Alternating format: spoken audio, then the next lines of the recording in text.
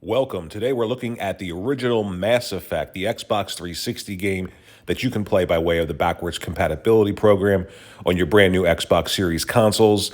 And it benefits from the addition of Auto HDR. So let's get into it. First thing I was looking for were load time improvements, as a lot of the games I've tried on the Xbox Series S and by default the Series X have taken advantage of the SSD, even though they haven't been optimized to do so simply by running on the stronger hardware. Sad to report, though, that this game does not take advantage of that, and the load times are not improved at all. Something else you're going to want to do straight away is turn the film grain and motion blur off, as this game doesn't benefit from a higher resolution. And on modern 4K displays, this game already looks very, very, very bad with the film grain and the motion blur on. With it off, it looks a little bit better, but it still suffers from, that 360 character model look. So not a very good looking game compared to when it first came out. It was sort of dropped jaws when it first came out, but when you look at it now, it doesn't benefit at all from running on the stronger hardware, and I can't really notice any difference in frame rate even on the Xbox Series consoles. So a bit of a disappointment in terms of the load times and in terms of just the game graphically looking a little bit better. So there is that here. Let's get through this first introduction part, check out some of the character models. So, compared to, it's still not a bad looking game. At the time, it was really sort of a revolution, the first game.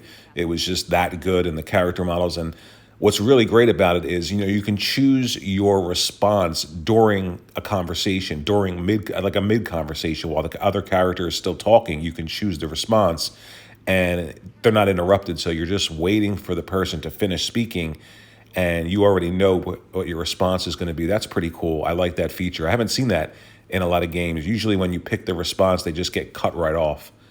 So we'll go down here and talk to Garrus. And you can notice, the character models, some of the faces are much better than others. Some are really, really rough still. And again, that film grain and motion blur are just a killer for image quality with this game. I'm not sure why they even have that as an option, but motion blur, you can leave it on, but the film grain, I would definitely recommend taking off. So right after this cutscene, we'll get into the first combat, and that's where the game really shines. It was just so good at the time, and it's still really, really good. But with the recent launch of the Legendary Edition of all of these games, you're probably going to want to pick that up and play that because the character models are improved quite a bit. There's a rough face animation. All right, so let's jump right down to the first mission. The HDR implementation in this game, there's a lot of great features that the series consoles give to these older games, but this one is the first one that I've tried that I really feel like doesn't benefit at all from almost anything. There's no load time improvement. There's no graphically the game just running better frame rate wise. I didn't notice any of that, and the HDR implementation, I'm not sure that it works well for this game. It just doesn't look good to me. It looks washed out a bit when you're playing it. And I'm thinking that it's because the game was, designed to run on 720p displays and there's just nothing done here to help the game. Maybe if they, how they implement Auto HDR and frame rate boost, it would be cool if games could benefit from a little bit higher resolution boost on the Xbox Series consoles as well. Some of them, even though they say they're not optimized to do that, I think some of them actually do just by default from running on that stronger hardware. I've seen games like Plants vs. Zombies.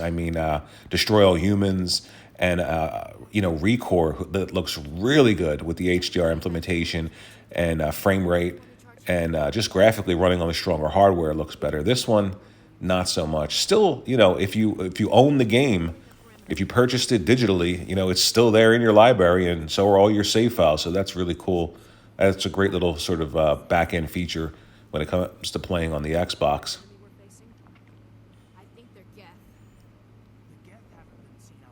Yeah, you can notice some pop in as well, some texture load in, things like that. So it's not really benefiting at all from running on the Series console. That's a bit of a disappointment. I wanted to try this out because the Legendary Edition came out, and I own all three games digitally.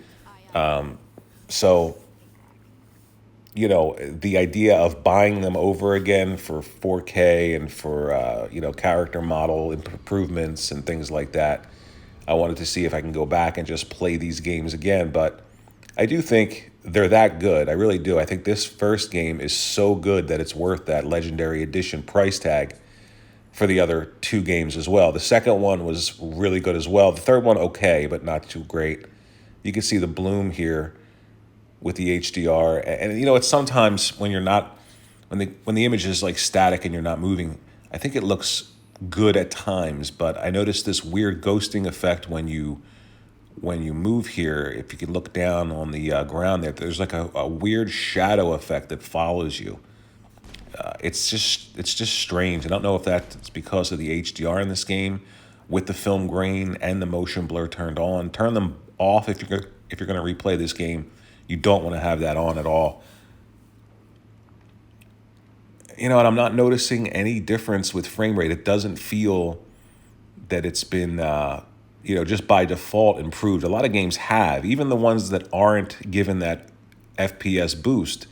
A lot of games, just by way of running on stronger hardware, again, you can feel the difference. This one, you can feel it's incredibly slow.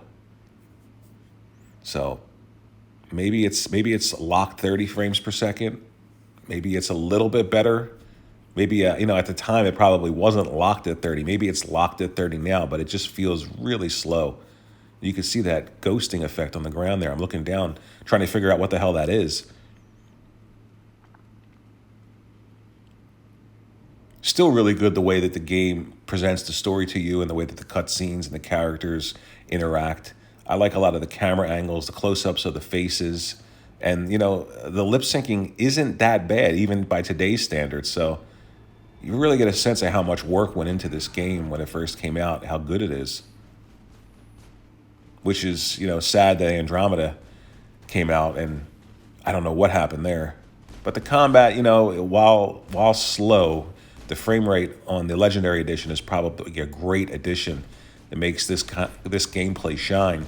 But I mean, it's serviceable here. I mean, you can replay these games and it doesn't feel too bad. So all in all, not a great improvement here with the backwards compatibility program and Auto HDR. Let me know what you think about this video. Are you getting the Legendary Edition?